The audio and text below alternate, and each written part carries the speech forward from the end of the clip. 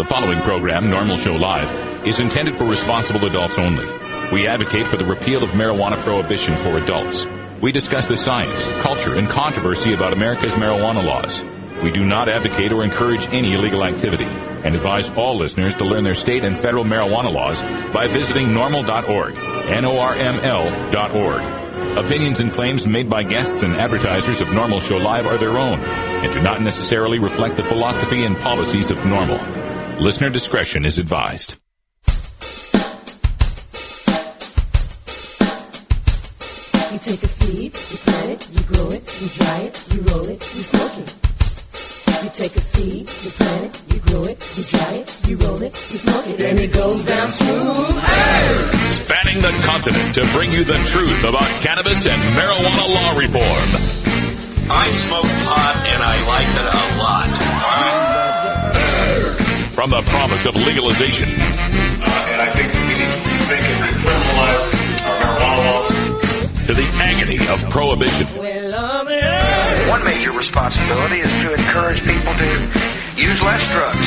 The National Organization for the Reform of Marijuana Laws presents Norml Show Live, Marijuana Nation. Now, here's your host, Norml's outreach coordinator, Radical Russ Belville. Good afternoon, tokers and tokettes, and welcome. It is August 8th, Monday, 2011. Glad to have you here. It's got to be 420 somewhere in the world, and we have got plenty of show for you today. So stick around. We got all sorts of great stuff to bring to you. Starting with our introductions of our crew, as always, sitting next to me to my right, manning the ship of state, Ganja John. Oh my God.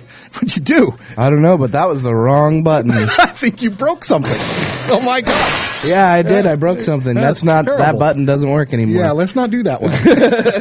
Glad to have you here, John. How was your weekend? Absolutely fantastic. Had a great time. Didn't do much of anything. How about Ron Funch's show? I know he had, we saw him on Conan, and the next night he had that show out there at the, was it Brody Theater? Brody Theater, yeah. Me and Kaliko went out there and checked it out. He was super high and really tired. But he killed. He did great. Of course he killed. Of course he killed. Also in the studio, of course, Wiz Kaliko is with us. Thanks, guys. No. I always do that. I always hit the wrong button. Good Lord. Hello, everybody. We got to fix it. So, Kaliko, we were talking about your running for Congress on the net the other day, and someone was saying you'd be too young to run in this first district special election that's coming up, but tell them the true. deal. I would be too young to run in the special election, but I'm still planning on running in the regularly scheduled primary May 15th, and I will be 25 October 8th, less than a month before the actual election next November. So we're all good there. All right. So check it out, KalikoForCongress.com. Also, in other news here of our stashers lately, I want to encourage everyone to check out YellowWannaCake.com. She's got her new cookbook website up there, so check that out, YellowWannaCake.com. On today's show, all sorts of fun because we got guests in the studio. I'll give you a look real quick on the studio cam. But before we introduce them, let's talk to Cannabis Carrie out there in our virtual studio in Grass Story, Oregon. How you doing, Carrie? Hello. See, I'm not breaking things over here. Way to find the right button, John. The studio audience loves you. That's why. So how was your weekend in Astoria? Oh, it was fantastic. I had dogs all weekend, so it was House of Animals, but I still managed to get a few projects done. I feel pretty good about it. Carrie's turned into Dr. Doolittle here. All right. After the first break, Carrie brings us our hemp headlines. So what do we got in the news today, Carrie? Well, coming out of the weekend, I know a story that you've been discussing. Governor Gary Johnson makes his case for legalizing marijuana. Also, the attorney in Arizona is accusing the police down there of hassling new patients. We're also going to talk about an L.A. raid that, frankly, I don't see a lot of activists standing up and fighting against. And the big news today, of course, the feds came out this morning and have given us a more clear answer for, some of the governors in the nation that can't seem to stop worrying about their state employees. All right, we'll check that out in our hemp headlines right after the first break. And then at 20 after, today is Roots Monday, so we've got a video today from our Canna Bob. It's Jim Miller and Legal Medicine Blues, so check that out at 20 after. At half past, we are going to have a little fun and frivolity with Todd Armstrong, who's here in the studio with us tonight. And we're going to be talking comedy and marijuana and anything else we can think of. And then at the end of the show, time for a radical rant. I got to talk a little bit about religion, so it's going to get thorny. Stick around. It's Norml Show Live. We're back right after this. This is Norml Show Live. the voice of the marijuana nation.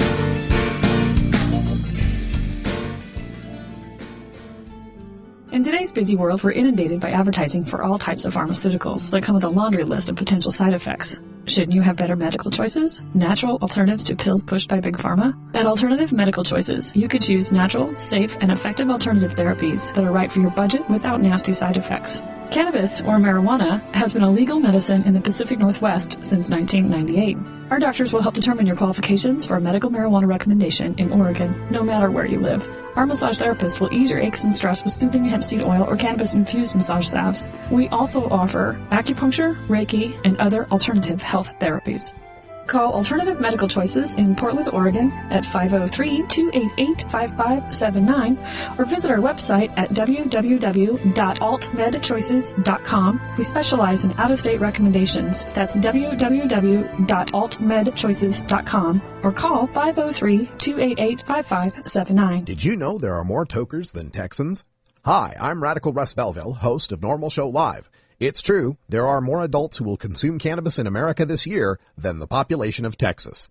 This and thousands of other statistics and polls are part of my new book, Norml's Big Book of Marijuana Facts, including 19 full-color poster-sized infographics of cannabis data. An entirely legitimate topic for debate. If we're going to have that debate, we need the facts. But Norml's Big Book of Marijuana Facts isn't just some listing of statistics and tables. It's truly a big book, a huge weatherproof binder that becomes its own 12 by 18 presentation easel.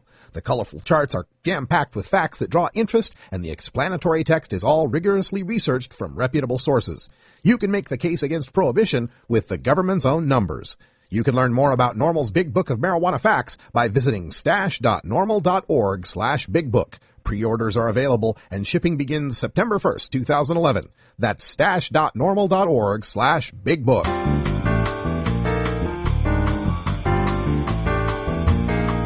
Medical marijuana, industrial hemp, consumer cannabis. It's time for this week's Norml News with Cannabis Carrie. Finally, what cannabis activists are seeing as a big win when it comes to the current administration. This week, the Obama administration gave the green light to state programs of medical marijuana policies by way of the top law enforcement agency in the nation. This morning, the Department of Justice made a motion to dismiss the lawsuit in the state of Arizona, a recent medical marijuana state whose governor was suing the feds to get clarification on the discrepancy between state and federal law when it comes to medical marijuana, a Schedule I controlled substance. Arizona Governor Jan Brewer had been at the forefront of a fight with the state-level legality of medical marijuana. Arizona passed a voter initiative last year to allow the use of marijuana for medical purposes, but Brewer was unwilling to let her state employees carry out the provisions of the law that allowed for dispensaries. She publicly said her lawsuit was based on her fear that the feds would prosecute innocent state employees for trafficking marijuana since they were facilitating the process by accepting applications for dispensary locations. But in speeches like the one she delivered to the State Sheriff Association last month, she chastised them for not doing enough to stop the legislation, then said she was doing her part by blocking some of it. Earlier this year, Washington State Governor Chris Gregoire made a similar argument about state employees when she blocked major reform legislation of that state's medical marijuana program.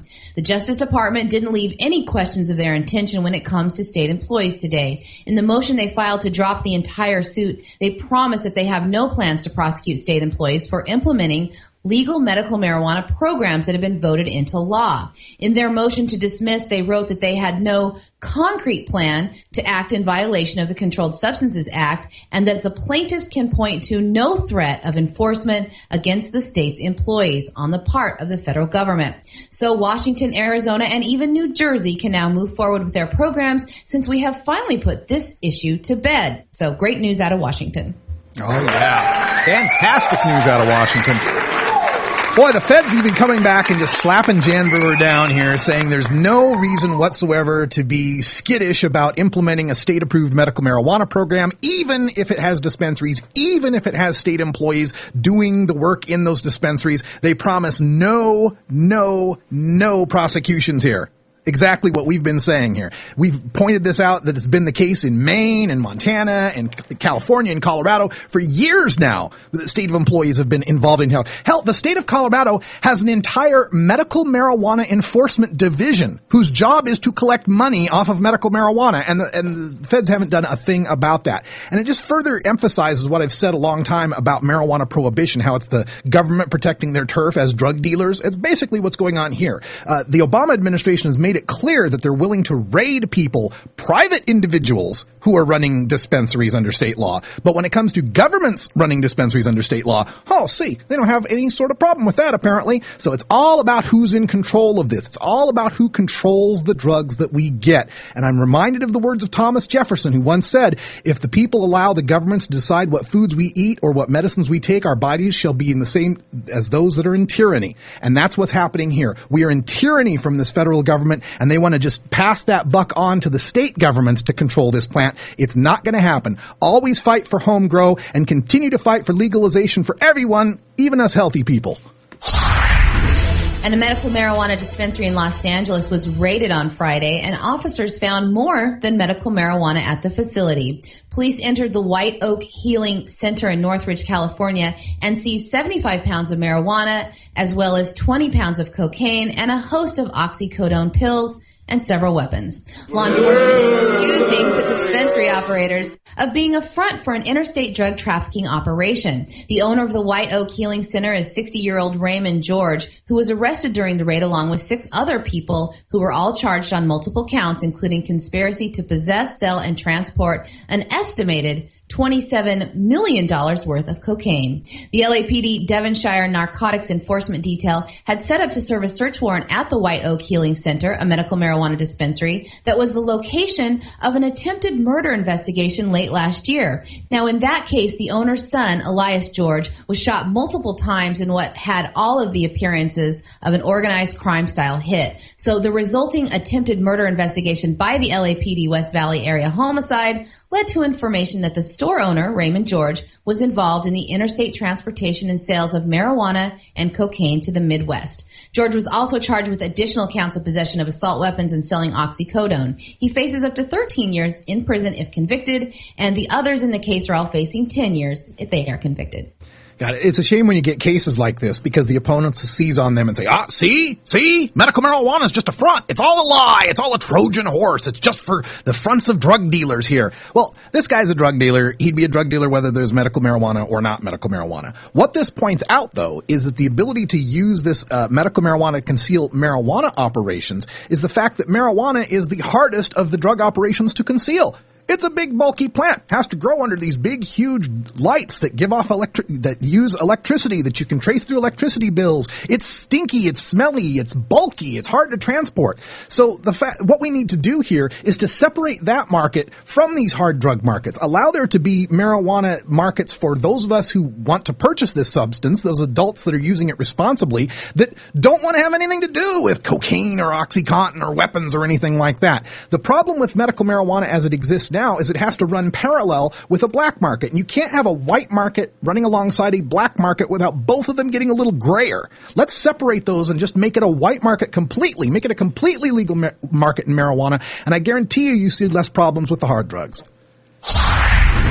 An attorney in Arizona is accusing the police of hassling medical marijuana patients. Attorney Adam Trank has said that recently his law firm has received dozens of calls from patients who claim to have had run-ins with the police even though they are within the legal confines of the Arizona medical marijuana program. He said he was outraged at a particular case he got a call on where a SWAT team raided a gentleman's home. He said that there are people who are carrying their medical marijuana cards and still being arrested for possession. Trank is worried and told the local ABC affiliate that he feels more patients that are legally allowed to use marijuana may become targets of law enforcement. He hopes that the law will be enforced as the voters intended it to, and qualified patients should not have to risk persecution. The Phoenix Police Department has been contacted by several media outlets for a comment on the Phoenix attorney's claim, but so far have declined to provide any. Yeah, these cops, when these new laws come out, you got to understand that there's a substantial number in law enforcement that just like busting potheads.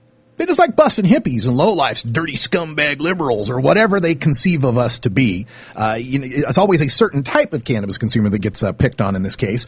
But regardless, the situation here in Arizona is that the police need better training, and they need to understand that these are laws, not guidelines, not suggestions. We had the same thing happen in Oregon.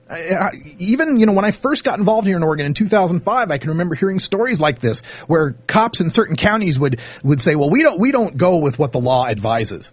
The law does not advise something. The law tells you what you're going to do. But it's just because they can't get their minds around these people that they have thought of as scumbag loser criminals for so long are now patients that need protection and respect. And their minds just can't make that leap. And believe me, we've tried to educate them. I remember when I was working with Oregon Norml, we contacted the county and state police departments and said, hey, we will give you classes. We'll come in for free and train your officers on what the law is. We'll bring lawyers in who helped write the law. We'll tell you what the law is. We were declined at every opportunity. Some of these guys just don't want to know what the law is. Well, the good news is with attorneys like Adam Trank on this and lawsuits that will certainly be pending, and hopefully some big damage awards from some of these cities and counties that are perpetrating this terrible action on our patients. Maybe then they'll learn their lesson. The former governor of New Mexico and current Republican candidate running for president, Gary Johnson, has taken the time out of his campaign to write an opinion piece for the Washington Times that calls for reason in the war against marijuana. He makes the case for legalizing marijuana by illustrating the effect our drug war has had on neighboring Mexico. He asks the question what drug lords in Mexico fear the most from, between fences, stricter laws, and military troops, and says that they fear the U.S. legalizing marijuana, their biggest and most profitable crop, first and foremost. Johnson, who governed a border state for two full terms, may make the most reasonable case yet as a highly known politician campaigning on a platform of reason when it comes to border issues. He tells Americans that 28,000 people have lost their lives in drug gang violence in the past 6 years and calls the threat to national security larger than Iraq, Afghanistan, and Libya. Candidate Johnson gets to the real issue, though, the societal cost of treating drug abuse as a crime rather than a health issue. He ends his argument asking us to end prohibition just as we ended the last one. Well, we've spoken much about Gary Johnson. He's been at the Norml conferences. He's been at the Hemp Fest. He's been speaking out about this issue quite a bit.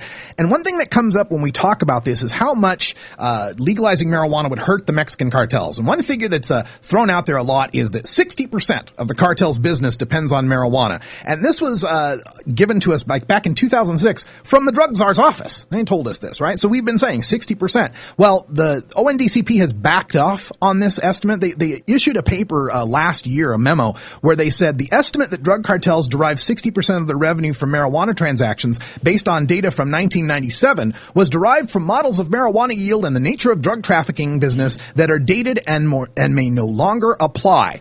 So did they honestly correct a mistake, or did they realize the 60% figure they were using to scare people about dangerous marijuana backfired when we pointed out that legalization would take 60% of their business? Well, either way, is the ONDCP really proud to say, in essence, yeah, marijuana used to be a majority of what the Mexicans were smuggling back in 97, but now they're bringing in more meth, coke, and heroin. Hey, great job, drug czar. And as for changes in their markets, I decided to compare the American annual use of coke, meth, heroin, and marijuana from 1997 and 2009 from the government's own data. And guess what I found? That there was an increase of 9 million marijuana smokers over that time, while there was combined an increase of about 2 million users of all other hard drugs. So in layman's terms, what the government is telling you is in that 1997, when there were almost 13 million more annual pot smokers than cocaine, heroin, and stimulant users combined, marijuana was 60% of their business. But now, in 2009, when there are 20 million more annual pot smokers than cocaine, heroin, and stimulant users, marijuana is a smaller part of their overall business? Over a dozen years, 80% of the 11.5 million person increase in illicit substance use are pot smokers, but marijuana has become less important to the Mexican cartel's business model? I think the only way that could really happen is if all those new pot smokers are getting their marijuana domestically, which kind of makes my point, doesn't it? Now, the Rand Corporation went and took a look at this, and they did a study on this during Prop 19 in California, and their estimates were that the United States sales were about $2 billion, maybe $1.5 billion, and the percentage of Mexican drug trafficking organizations' revenue is probably 15 to 26%. Oh, it's only 15 to 26%. Well, then there's no point in legalizing if it's only 15 to 26%. Why, that's only a sixth to 1/4 of their business. Really not worth it, right? Look, regardless of what the actual figure is, the entire debate hinges on whether we allow dangerous, violent, international criminals to profit off a substance far safer than alcohol that we can produce domestically.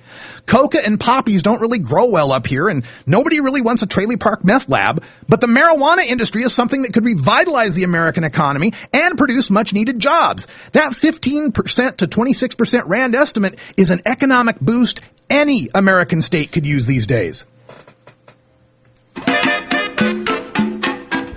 Well, I've declined to go to the trailer park. Is the trailer park in Quintaco? We got to take a break. We'll be right back after we finish teasing Carrie. It's 20 after the hour, and we have to take a short break, if you know what I mean. Please support these sponsors who support Norml Show Live. Oh, have you ever met that funny reefer man? A reefer man. Have you ever met that funny reefer man? A reefer man. If he said he swam to China, he would say to South Carolina. Then you know you're talking to that reefer man.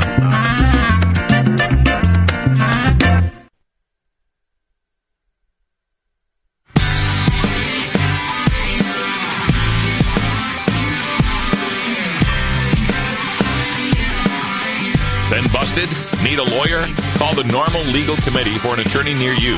Find one at norml.org. Remember, attorneys are cheaper than a lifelong criminal drug record. It's that freedom. I'm free to do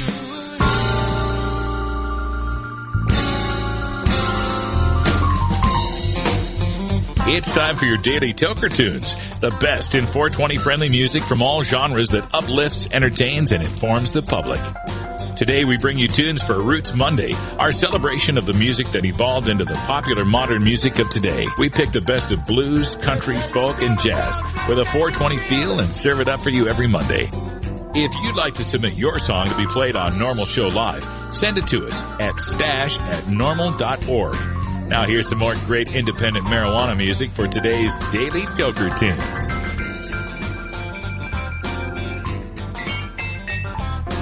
Hey everybody, this is Canna Bob with another video version of your Roots Monday Toker Tune. Today we've got a folksy blues song called The Legal Medicine Blues by Mr. Jim Miller, who is the founder of the Coalition for Medical Marijuana in New Jersey. He wrote this song for his friend Jackie Rickert, and it also features some clips of Rick Harris on the Wisconsin State Capitol steps playing this tune at a visual for Cheryl Miller. So relax and enjoy Jim Miller with the Legal Medicine Blues on your Roots Monday Toker Tune. Song called Legal Medicine Blues, written for a friend of mine, Jackie Rickert, the same Jackie Rickert of the Jackie Rickert Medical Marijuana Video. I don't care. Oh no, it's not bud, it's cooking herb. Fuck. Anyway, yeah, I hadn't played this in a long time. I had to look up some of the words and what I thought after the bill passing committee and the assembly. Yeah, let's enjoy it. And these are 2-year-old strings on the guitar that I don't play much anymore.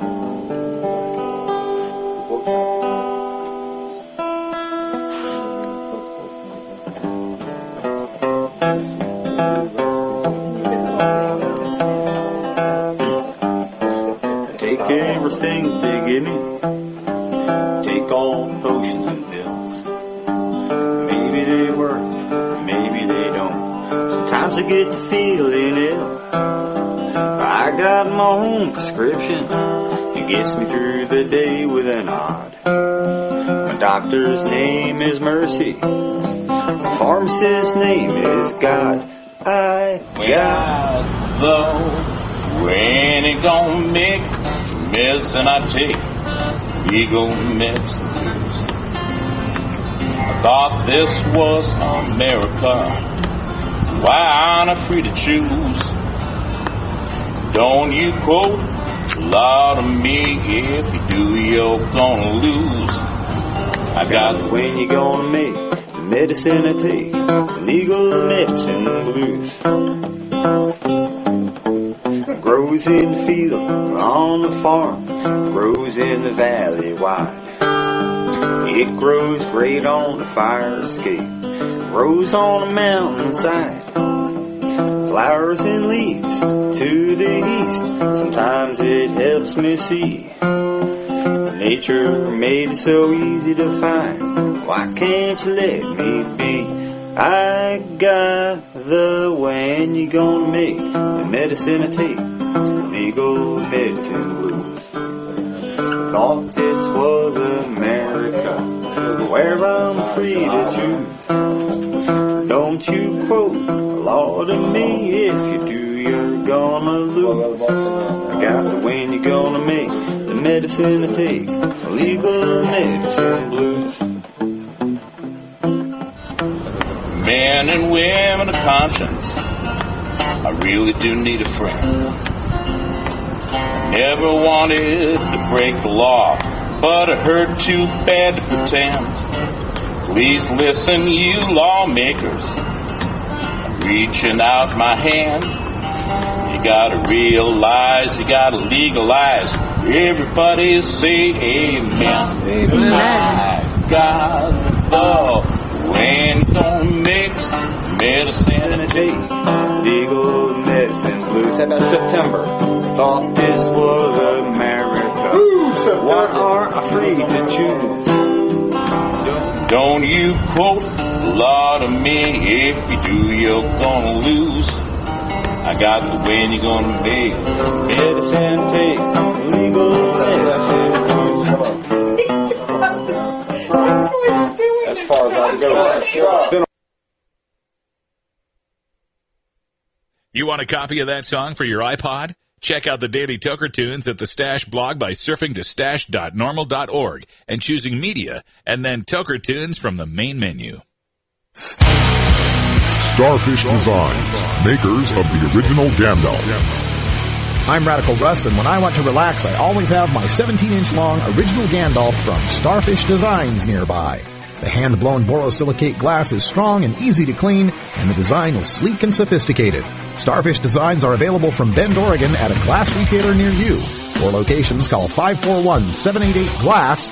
That's 541-788-4527.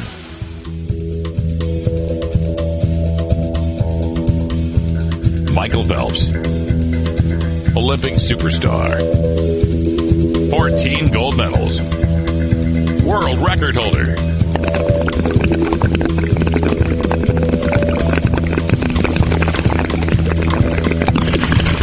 Bomb smoker. So much for that amotivational syndrome.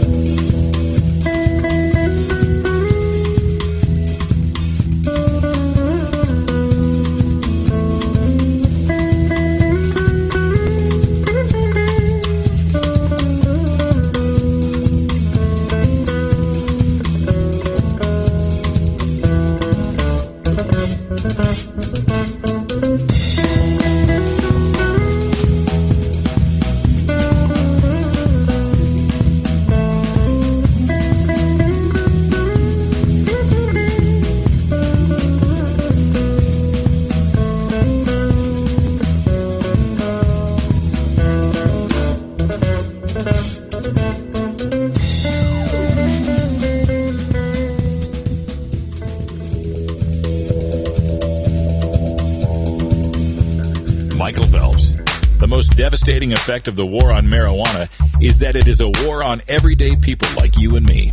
All week, we speak to the doctors, scientists, celebrities, and politicians who make up the professionals fighting for cannabis liberty.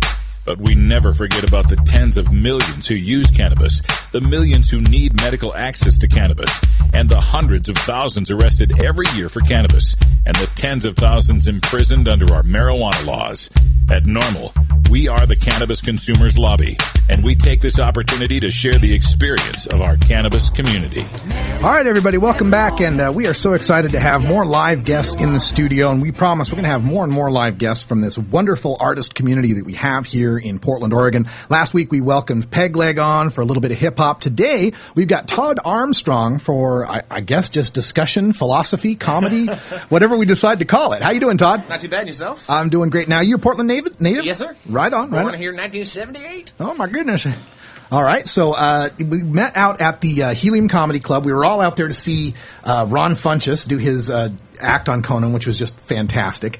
And you and I got to talking after the gig about medical marijuana and marijuana use, and you mentioned that you're involved in that. So tell folks your connection to the marijuana movement. Well, I quite often perform at the Cannabis Cafe for a lot of the patients and whatnot, and I really kind of stumbled onto, I guess, the artisan of the community in the sense of I'd never really understood the fact that people took so much time and effort into their individual strains and techniques. Yeah. So it became almost more than just medicine. It became a hobby for a lot of the patients, and I found it to be more intriguing the farther I got into it, so I just love talking with folks, and that's how I stumbled across you after slinging some jokes for you. Right on. Yeah, and we hear a lot when they talk about legalization, like, treat it like alcohol or treat marijuana like beer. I really think it's more like wine. You got like wine snobs and every little different type of wine, every different type of strain. That's what I've noticed. And also, I mean, I love it when people describe their different aging techniques and preparation techniques, so dry ice, butane, like all these different things to make a variation of different products, and it's so unique where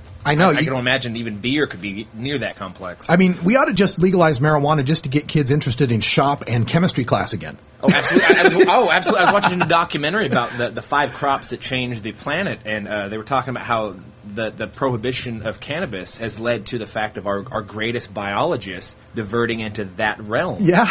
So they've lost a lot of it, so that's why they're talking about the fact we're so genetically diverse in just cannabis, even though we have this macro culture of corn, tomatoes, and everything else. Yeah. Now, we were also talking during break here. You say you've been a wakeboarder, been involved in all that kind of stuff. So, I imagine there's a lot of cannabis use among that crowd. Oh, absolutely. When you see a bunch of people ruining their knees and their low backs forever, it's been a necessity for me since I was in my early 20s.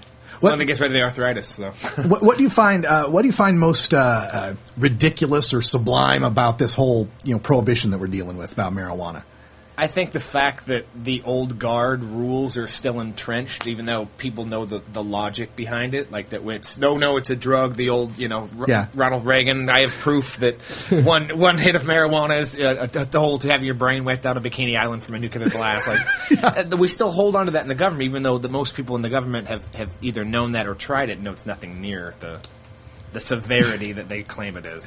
We have a segment we do on the show sometimes we call Stupid Stoner Stories. And it's like when Damon Stoudemire went through the airport with marijuana wrapped in tinfoil. Yeah. That's a stupid stoner story. It's not that you got busted. It's like you should have known that would have got you busted. Yeah. Anything like that ever happened to you or someone you know? Oh, let's see. I think the best one was when the first time I ever really smoked, I was so nervous and paranoid that I hid it in my retainer case at home under my waterbed. Okay. So the warming of the waterbed made the whole thing come out. My parents smelled it instantly. Oh, they found it, thinking I was super covert, but I should have turned down the waterbed. So. Oh, my God. Oh, wow. Well, hanging out here with Todd Armstrong. And Todd, as far as your gigs here, working in comedy, when will people be able to see you next? I'll be at Harvey's Comedy Club the last week of September. I'll be at the Baghdad Theater the 23rd of September. I'll be headlining that. So. Oh, cool. How about Web Connects, if anybody wants to actually, you can find me on Facebook or Twitter under Goob the Knob, GOOBTAGKNOB. Long story short, it's an amazing stoner story. I was sitting around with my wife joking about the stupidest parody of a porn we could ever think of. And I was thinking Gleaming the Cube, the skateboard movie in the 80s. Right. Goobing the Knob. Right? And so I had just started comedy. I never thought I'd get as far as I have, and so I was like, oh, that'd be stupid, because I had to get a Facebook page. So I was like, Goob the Knob, because my mom used to call me a goob and a knob when I was a kid, so I figured she would feel creeped out in a positive way being an uptight Catholic lady. So Yeah. win-win, and then long story short, that's my email, my Facebook, my Twitter. So. Now, you had quite a, I know from your show that you had quite an upbringing with your family and all. Tell our listeners a little bit about the Cletuses. Absolutely. Is it Cletai or Cletai? Yes. It just looks so silly with a double I there. But no, my father's name is Cletus Roger Armstrong. I'm sorry, because my grandma had a crush on Roy Rogers. Okay. My grandfather's name is Cletus Armstrong. No middle name. My first cousin's name is Cletus. I have Lonnie's, I have Travis's. My dad was the first in his family to graduate high school. Oh, wow. And so they grew up, my grandma and grandpa met picking migrant fruit in Illinois, and then they went back to Mississippi, and then I believe Michigan, and then they wrote letters. My grandpa couldn't read, so the dirty letters my grandma wrote my grandpa were translated by his grandmother. My grandmother. Yeah, so he didn't tell my grandma that until they were later married. Oh, my goodness. So that's how incestuous, love, tight-knit farm picking. So Dad's the first to graduate high school. Yeah. You're doing stand-up comedy. Is that upward or lateral movement? I feel like I don't know. My dad's always supported me and trusted my decisions. Yeah. And my mom, when I was a kid, always told me I was to be a lawyer or stand-up comic. And I realized that I'm very bad at lying and I'm very good at telling the truth, so I had to pick comedy. Right on, man. So, John, if you want to jump in at any time, if you had any questions or anything, nothing. I do want to say, if you're following us at Norml.net, that we have tweeted out the link to Todd's Facebook page and his Twitter, so be sure to get on that. Yeah, and make sure that you like him. Yeah, you can dislike my comedy, but like me. I need that. Yes. Everybody has to be liked, although I think being liked is not as bad as being followed. Please just don't poke me. That creeps me out. They got the pokes going on. Yeah. So you grew up here in Portland, so you've been able to see how this place has changed over time, especially with as far as the medical marijuana coming into play. So give us as a kid growing up here, was it the weed playground that it is today, or different? It really was. It's always had that subliminal culture of marijuana. There's always been that people calling it pot, and just the Saturday market. Ever since I was a kid, that's where you went to get your first piece. It was almost like transitive. If that's you moving into your adulthood, of ignoring your parents and staying out late, is buying your first piece at Saturday market. So, wow. Yeah, that's what I did for my bar mitzvah. Yeah, that's where you always pick up girls on their bat mitzvahs, is buying their first piece. There you go. Yeah, exactly. So hot 12-year-olds in a day, right? Yeah. So back to doing your stand-up comedy. As far as that business goes, what got you into stand-up comedy? I mean, how do you do that? How do you start that? I literally, I've never touched a microphone. I was going back to school to be a teacher after doing a long sales career and then quitting capitalism because it's boring and distasteful. So, so I was going back to school with my teaching degree, and I kept having panic attacks doing my training, teaching, speaking in front of the kids. And so I was like, what's the worst thing I could do? New Year's resolution for 2010. I'll do stand-up comedy 5 times. And so I just went up and did it 5 times, and then I hated it but kind of loved it, and then I did it like a 7th time, and this comic came up and was a real dick to me about, hey, I do these kind of jokes, and I was like, wait a minute, if I'm making another comic uncomfortable, I better give this 15 shots, and then it just kept rolling, and it's been a year and a half, and I couldn't be happier with where I'm at. Do I know who this comic is? Probably. I mean, Asshole. It's just in a sense of it's almost like junior high. It's very territorial. Oh, yeah. There's no real rules. It's like the lunchroom at junior highs, I guess, would describe there's cliques, but everybody pretty much gets along. Occasionally there's a food fight for some stupid reason. Yeah. Everything moves on. I'd say that about Portland comedy. It's very cliquey. Yeah. When I first came in, I said it was cliquey. People it's not cliquey. It's like, oh, it would be that if you're defending it. But, I mean, there's a lot. There's so many. Everyone's nice. It's a large community. I've never been dejected. I mean, I get along with pretty much everybody. Well, I'll tell you right now, versus I hang out in the comedy community and the marijuana community. Those are kind of my scenes. And it seems they're less vindictive in the comedy movement, believe it or not. A little more forgive and forget. Like people, we let it go. Yeah, people are territorial, but not as much as they are about their strain or something like that. Yeah. So you were talking about when you were training and trying to combat that anxiety of public speaking and all that.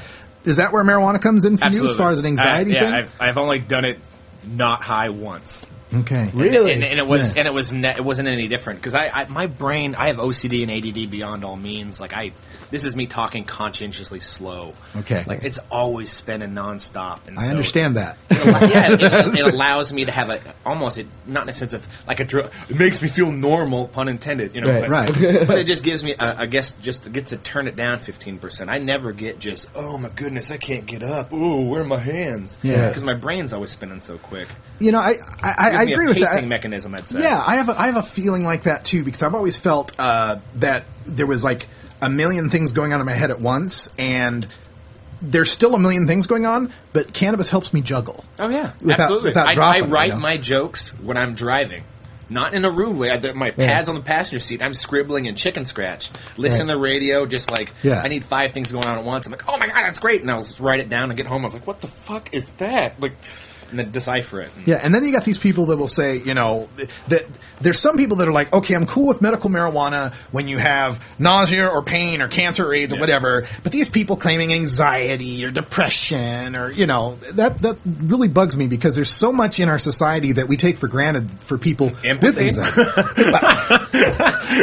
Good point there. But, people taking, Xanax and sleep aids, Ambien, and all these kind of things. And then the other side is that these people that'll say that you're using it, non-medically. You're using it non-medically to get high or to get some non-medical effect. But then I think of things like, Viagra. Guys that don't really need Viagra that are using Viagra, these energy drinks and stuff. I mean, the line is really blurred. So, I consider that medical use. I think what you're doing is medical for sure. 2 beers before people go on stage, 2 beers before I have to have a glass of wine before the date starts. I mean, you're kidding yourself in a sense of you're not self-medicating. You're using a substance, whatever it may be, to adjust your mood or being to make yourself more comfortable. We tell stories every day about, people getting busted, having trouble with the police. Anything like that in your background as far as the marijuana thing? No. It's never been a problem. No, I've always been very smart. I'm a person that I'd never really keep it on me at all. Do you think that maybe is why, like, some people that are pot smokers aren't more involved? Because it's like, what's the big deal? I can get it when I want. Nobody ever hassles me. Yeah, I think the attitude is completely different. Like, people view, most likely, alcohol is viewed as, I can go somewhere, I can get it, no big deal. And pot in Portland, in a sense, is you can go somewhere you can get it. You can almost count a 3 and 5 shot where you're going. You can get some, and most of the time it's such a communal effort. It's not like you have to buy it or acquire it. It's just reciprocity because it's a 2-way street. Oh, it's a total two-way street. That's how I've always seen it. Like, I have 5 or 6 ounces of weed. I'm gonna probably give away 3 of them. And whenever I run out, it's funny, I think I talked about this with one of you guys earlier, running out of oil lately. It hasn't happened. Yeah. And I can't remember the last time I made it.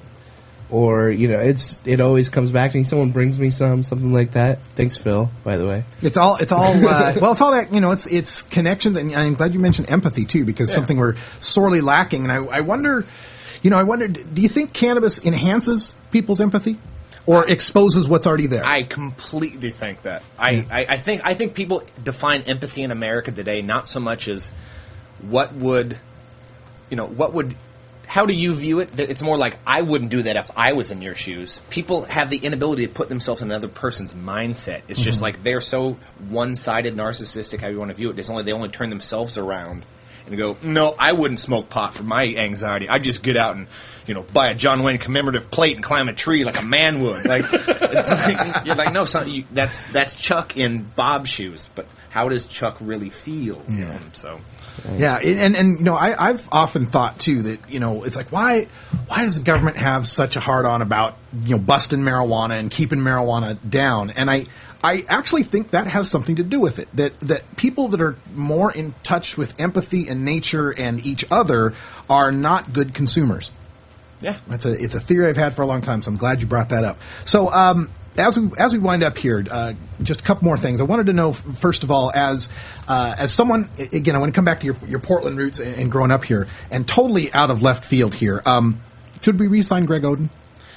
I would say no. Embrace the Bowie clause. I mean, we fucked up on Jordan, fucked up on Durant. Just move on. We've always had pretty good 2 guards. We've always missed out on the really good 2 guards, and There you go. I miss Clyde Drexler. That's all I'm saying. I don't know. I knew there was another reason I liked you. It's because you're right on Odin. The kid had so much physical talent, but so many large frames just don't hold up. Yeah. Well, it's sad, but that's what we live with here in Portland. Nice guy. He comes out to a lot of comedy shows. Super nice dude. Yeah, really nice. What can you do? And he lets us in his box sometimes for consideration.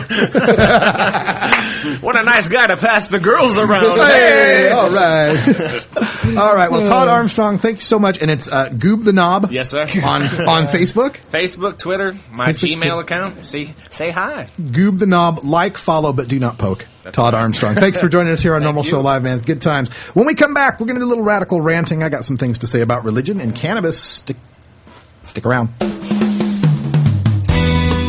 I have to say that there was one question that was voted on that ranked fairly high, and that was whether legalizing marijuana would improve the economy and job creation.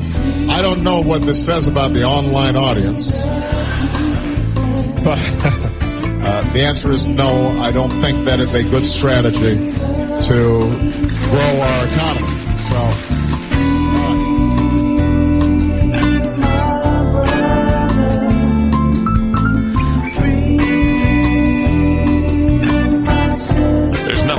About nearly 1 million lives wrecked by a marijuana arrest every year, Mr. President. Politely tell President Obama what you think about legalization by calling the White House at 202-456-1111. This is Norml Show Live.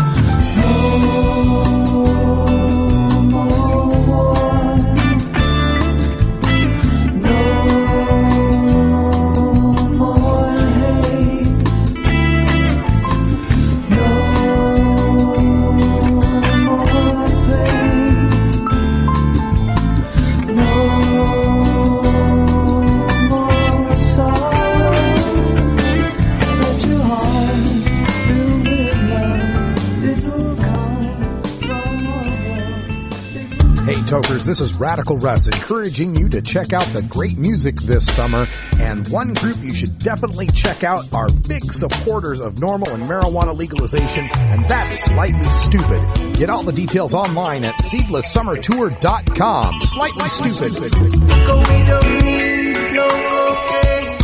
Revolution. Swayze.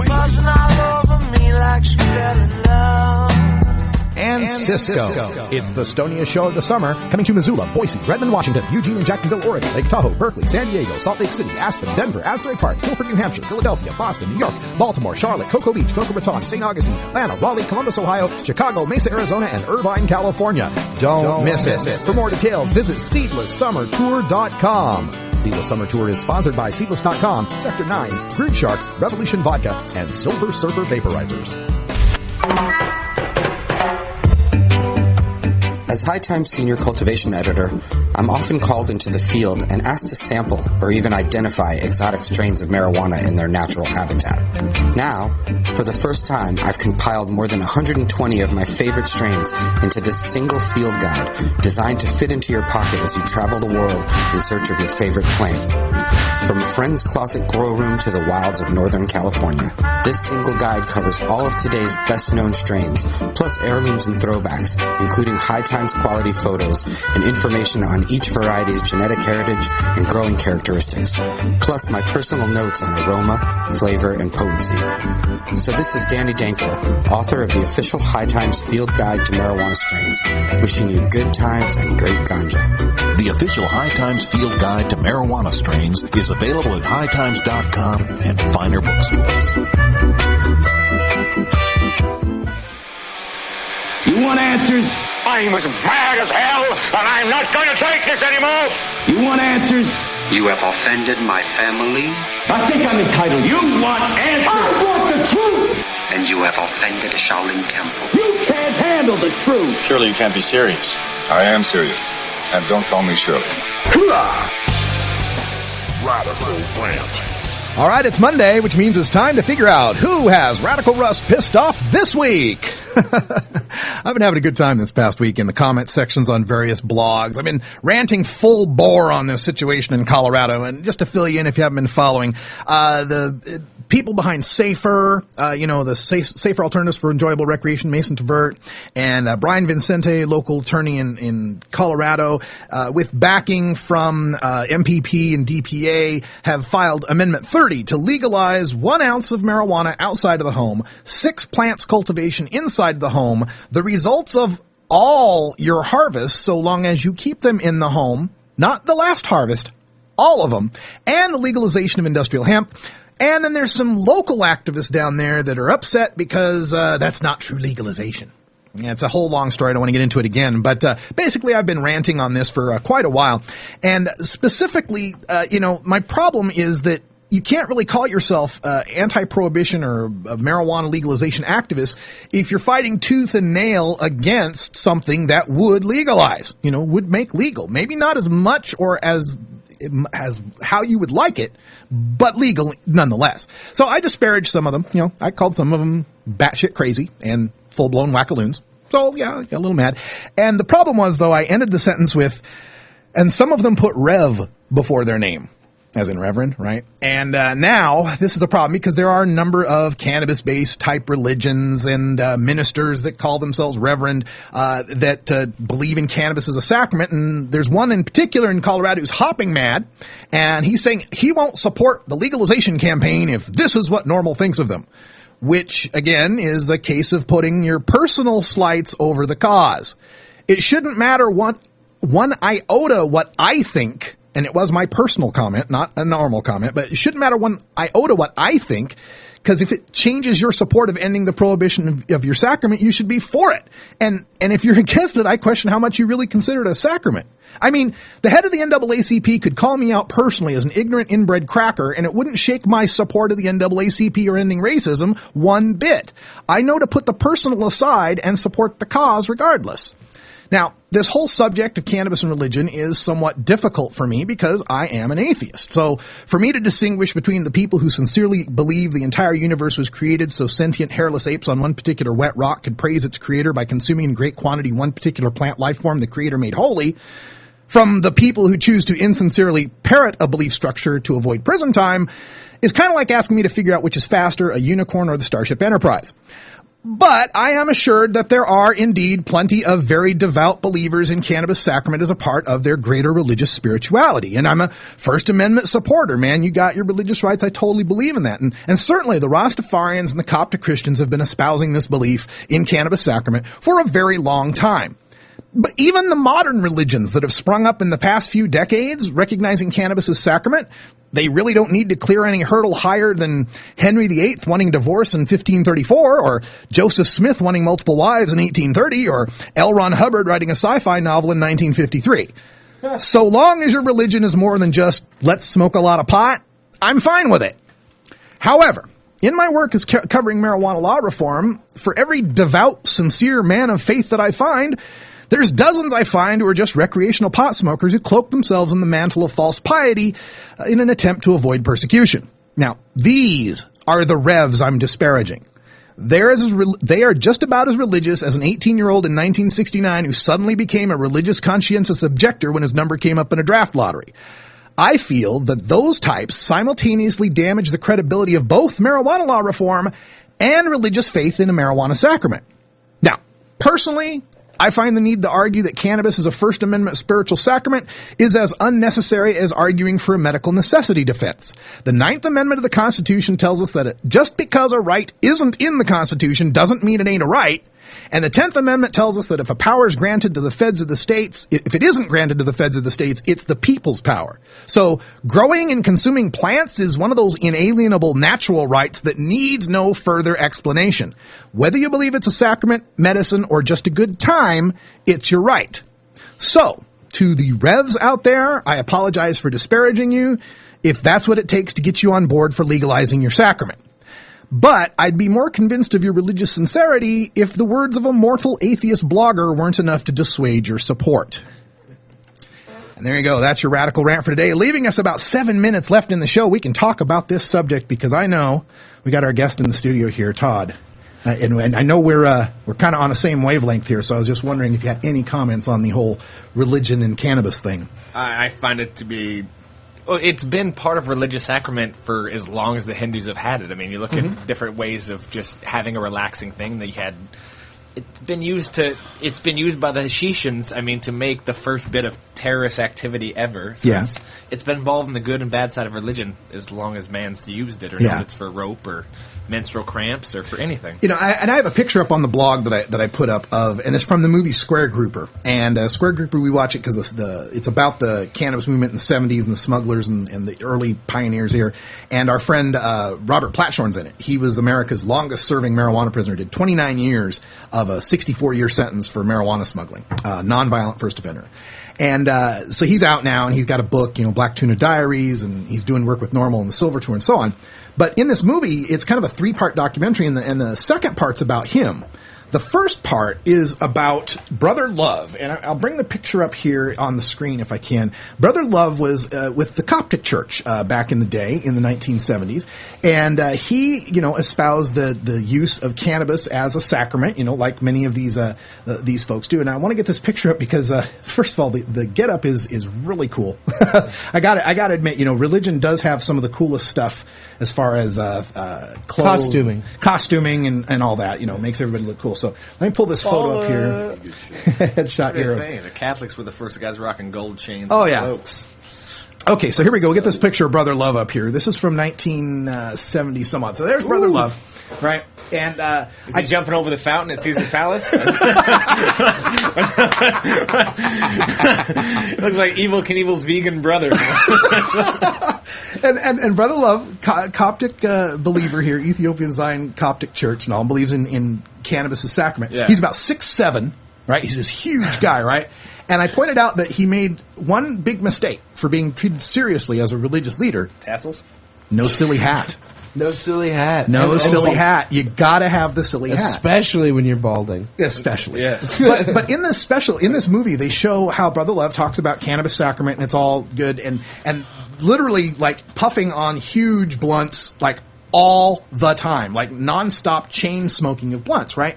And so this was their religious belief, and they were pushing this in courts to try to, get it recognized as a First Amendment sacrament right.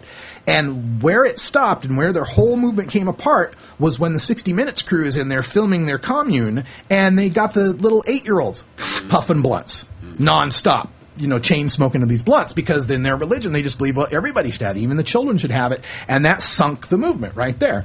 And so when it comes to this religious belief in cannabis, the problem I have with it is much the problem I have with all religion, is the notion of true belief and no compromise. And so if these people have this true belief that everybody should use ganja regardless of their age, and won't compromise on that, then these people can be an impediment to getting any sort of legalization, because the public's just not ready to vote for anyone under the age of 21 getting weed. So that's where it's difficult for me, because I have to separate, religion as a personal spiritual thing, which is like masturbation. I don't care. You do it. It's your thing. If you're happy with it, makes you feel good, great. I don't care. I don't want to know about it. But as a social phenomenon, I have to comment on it. And as a structure that may affect the legalization of marijuana, I have to address it. And that's where I'm at with this thing. And I don't know where I'm going with this, but it's something that's really difficult for me, because everybody comes on, and especially as a self-avowed atheist and willing to say that, I immediately get the backlash from these people of, oh, well, you're an atheist, you don't understand. Well, no, I don't understand the religion side of it, but I do understand the social, what it's doing to our movement side of it. So. No, I understand. I mean, I'm a self-pronounced agnostic. I know that I'll never know the difference at the end of it. I know that there's something beyond this. I mean, you look at M theory, you can physics and recognize God or whatever you want. But if you look at religion, any religion doesn't grow with the times, whether it be a 12-year-old marrying a grown man. That's not socially acceptable anymore, but religion views that way. If you believe in Christianity, if you're Muslim, if you're Jewish, you believe that slavery's fine because God said it in the Old Testament. Social society says that's not fine anymore. Right. So you have to have common sense and modern applicable laws in any religion, because you can tell me all you want that God's law is highest in this land. That's the Constitution, then we can get back to it, because the Constitution says you can't have slavery, you can't have child, let an adult make an adult decision, and the gray area is at what point you inquire that to your children. Yeah, that's a good point. Tough. Yeah, and again, it's not, it's hard for me to talk about religion and not offend a religious person. So I'm sorry. It's the way it is. But sometimes I think religious people don't realize what it's like on the other side. Sometimes being thought of as evil just because I don't have this belief system that you have. So it goes both ways a little bit. Anyway, we'll bring up more of those subjects in Hour 2 here in Toker Talk Radio. If you're hanging out with us live, if you're listening on the podcast, thanks for joining us. We'll be back tomorrow with more news and interviews you can use for the cannabis community. For Ganja John, Wiz Kaliko, Todd Armstrong, our friend Craig, and Cannabis Carrie, I'm Radical Russ. Thanks for joining us, and until next time, take care of each other, Tokers.